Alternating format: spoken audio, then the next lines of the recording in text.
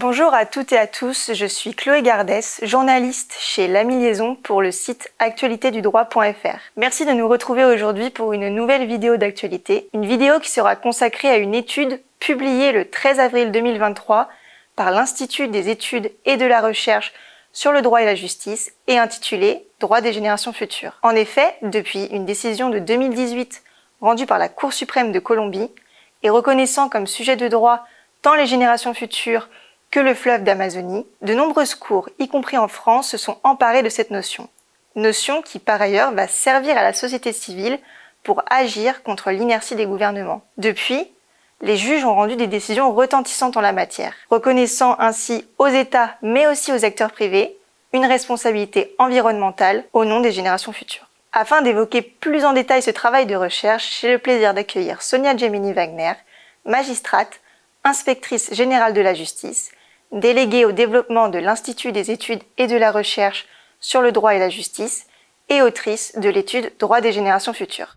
Bonjour Sonia Gemini-Wagner, merci de prendre le temps de répondre à nos questions. Comme première question, comment se trouve concrètement à s'appliquer ce droit des générations futures? Bonjour, merci de cette invitation. Alors, s'agissant de la notion de droit des générations futures, c'est une notion qui est très évocatrice et qui est familière. On est habitué à l'entendre dans les discours politiques, on la retrouve dans les conventions, les déclarations internationales et même dans les constitutions des États. Depuis la Seconde Guerre mondiale et en particulier depuis les années 1970, c'est une notion qui est rapprochée la plupart du temps de la question environnementale. Et on remarque que depuis quelques années, et singulièrement depuis la signature de l'accord de Paris, cette notion est invoquée en justice par une partie de la société civile. Donc cette société civile saisit le juge, qu'il s'agisse du juge constitutionnel, du juge administratif, du juge civil et même du juge pénal. Quelques exemples de décisions marquantes, la décision du tribunal constitutionnel d'Allemagne qui a annulé la loi constitutionnelle allemande sur le climat en estimant que cette loi ne respectait pas la trajectoire d'émissions de gaz à effet de serre à partir de 2030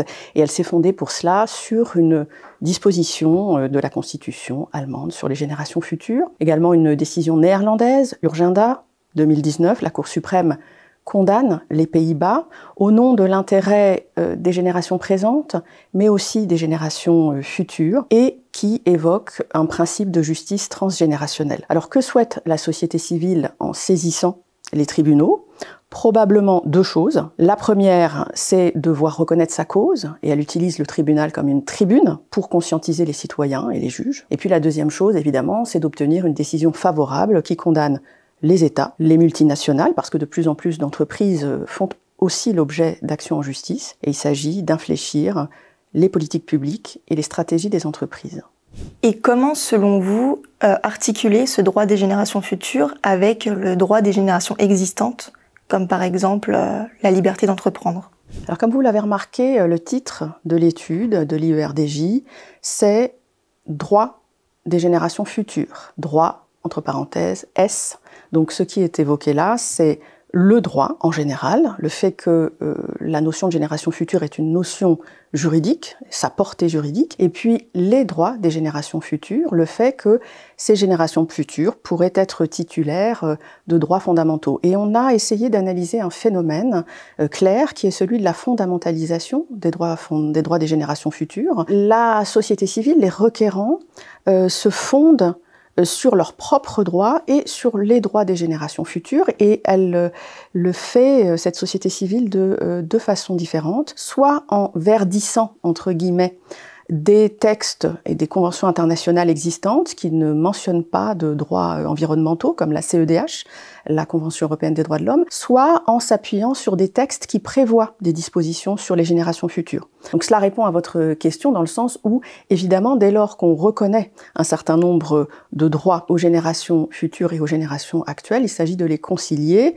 Pour finir, comment conciliez-vous ce droit des générations futures avec des notions juridiques phares telles que l'intérêt à agir, la représentation, mais aussi les dommages et leur réparation, et enfin le fait d'agir pour une personne qui n'est pas encore née?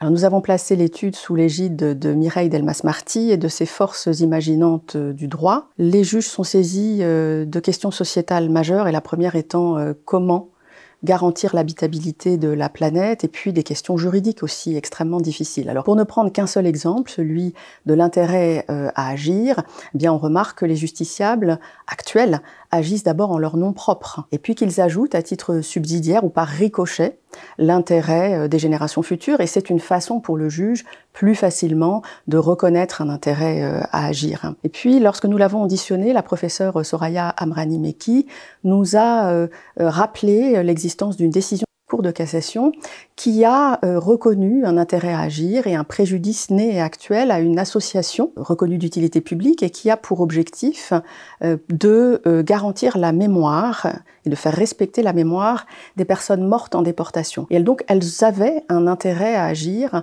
dans une affaire d'apologie de crimes de guerre. Et donc, les juges, en quelque sorte, concilient l'intérêt des personnes actuelles, c'est l'intérêt des personnes qui ne sont pas encore nées et l'intérêt des personnes qui ne sont plus. Et cela fait le lien avec ce que nous a dit également le philosophe Dominique Bourg, c'est que nous sommes les générations futures et donc les intérêts des uns et des autres sont étroitement liés. Merci beaucoup Sonia Gemini-Wagner d'avoir répondu à nos questions. Et quant à nous, on se retrouve très prochainement pour une nouvelle vidéo d'actualité sur le site actualitédudroit.fr et la chaîne YouTube Actualité du droit. Merci.